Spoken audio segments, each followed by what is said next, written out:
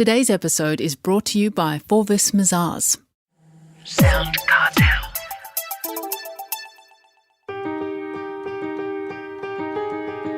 From SoundCartel, I'm Nicole Goodman, and this is Business Essentials Daily.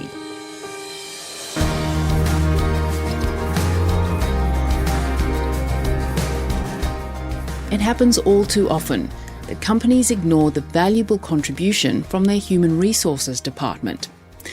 If you're going to have HR, then use it wisely, insists Karen Gately, founder and CEO of Corporate Dojo. After all, she says, HR is crucial in empowering your most important asset, your people.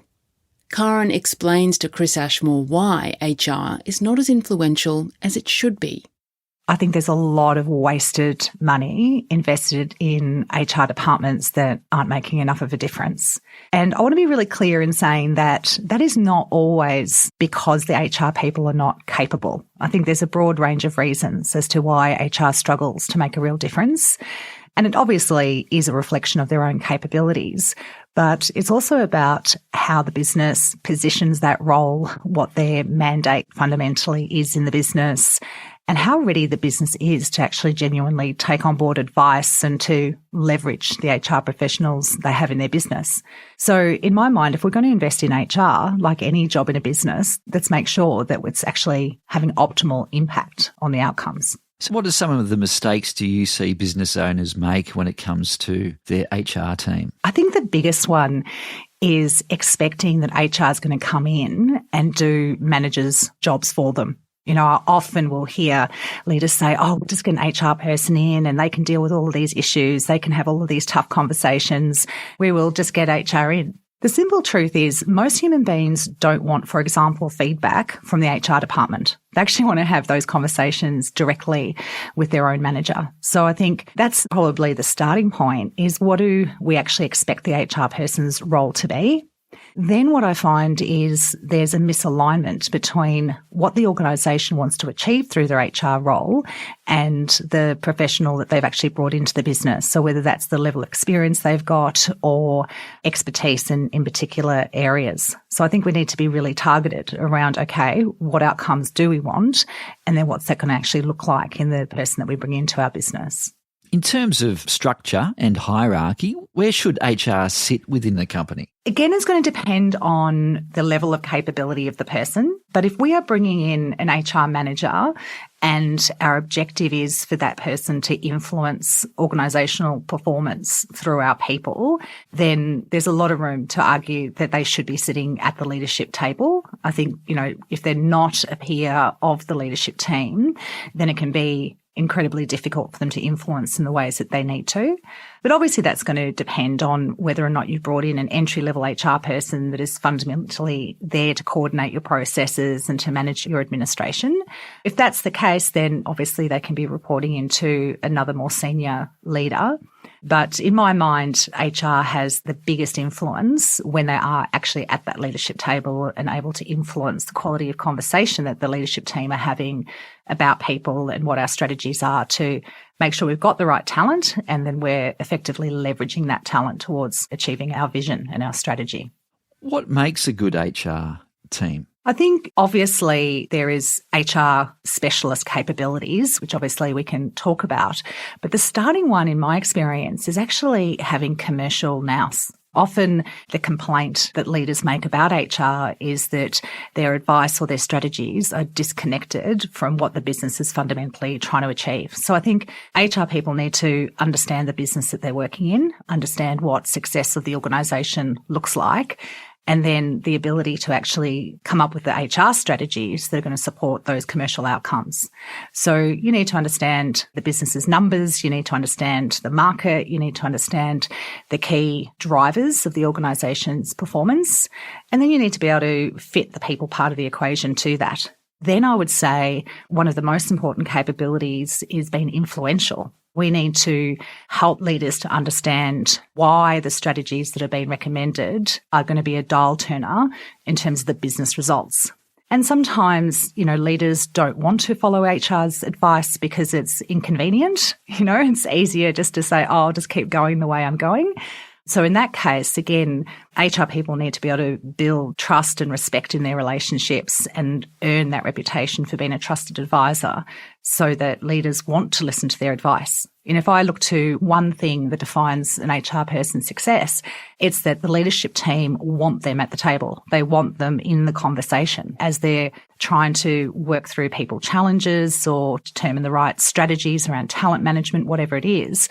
That they don't want to have those conversations or make those decisions until they've actually engaged their HR manager or colleague. What professional capabilities should HR have? So, beyond the commercial acumen, as we've been talking about, I think it's absolutely about having good understanding. If you look at the employee life cycle, so everything from how do we go and find people in the marketplace, how do we attract them to our business to make sure that we're able to get the best in our industry and bring them into our organisation, then how do we leverage that talent once it's actually in the business? How do we ensure that people are engaged and passionate about what they're doing, growing their capabilities, as the organisation's demands grow and change, that the talent pool within the business is also evolving. Critically, how do we retain our people because they love working for this organisation and feel like they're going places with us? Each of those steps along the employee life cycle, HR people need to have obviously technical capabilities to be able to guide the leadership team and to make good decisions. When it comes to hiring for an HR position, what should the business owner or the leader be asking that potential hire? I think it starts with understanding the job first. Too often we just go to market and say, I need an HR person. Well, what does that actually mean? What mandate do we want to give this person? What influence do we want them to have? What decisions do we want them to own? Once we understand the outcome we want to achieve, then we need to understand, well, what are the capabilities that this person needs to be able to bring? Then we're in a position to actually ask questions that help us to explore that accurately. So some of the things that I would say is we want to be asking questions that help us to understand prior experience. So tell me about a time when. And I would focus in on some of the trickier parts of what HR people have to deal with. So tell me about a time when you have supported a manager through a scenario where they've got a poor performing or behaving team member. What advice did you give? What process did you follow? What was the outcome? And so obviously we're listening for, did this person bring attitudes and behaviours aligned with our own values? Because obviously one of the big things that HR needs to be able to do is to influence the type of culture we want in our business. So does this person bring a pragmatic mindset? Are they commercial? Are they ethical? Do they have compassion? Do they have a healthy balance between focusing on managing risk as well as enabling commercial results? And I think if I had to give one piece of advice around what you need to be listening for and observing is, does this HR person have emotional intelligence? Because if they don't have emotional intelligence, it's unlikely to work out. And what I mean by that is the ideal HR person has a high degree of self-awareness, they have a high degree of empathy, and they are able to deliberately manage their own emotion, manage their own conduct in ways that have a positive impact on their relationships. So HR people need to build strong relationships with not only the leaders, but the team as well. And in order to do that, again, I think emotional intelligence is a critically important skill or capability. So in each step of the hiring process, we need to be assessing, is this person culturally aligned? Do they have emotional intelligence? And do they have the professional capabilities in the areas that we really need them to? And if I can flip it around, if a company is looking for the best potential HR team or manager, a good HR person will want to also join a great company. What kind of company is a good HR person looking to join? I think fundamentally HR people want to work in an organisation or with a leadership team who are actually serious about leveraging the full potential of human beings to optimise business results. So Sometimes leaders bring in HR because we just want you to process pays, deal with staff complaints, do the administrative parts of the role. And there's plenty of that. Even just managing a recruitment process can be really administratively heavy or burdensome. So I think HR people who are passionate about the profession want to know that the business results are being impacted and they're able to do that.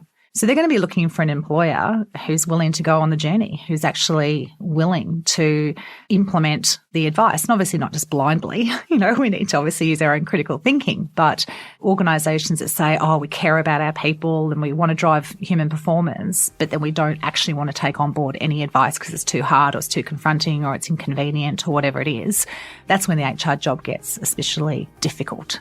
So if you're going to bring HR into your business, be ready for it and at least be willing to learn and have an open mind and to be influenced by that HR professional that you bring in.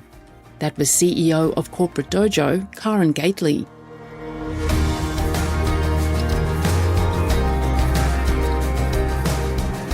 This episode of Business Essentials Daily is produced by the team at SoundCartel. Thanks for listening. I'm Nicole Goodman. We'll bring you more Be Daily tomorrow. Follow @BE Daily Podcast across social media and head to bedaily.com.au for more from the Business Essentials Daily podcast.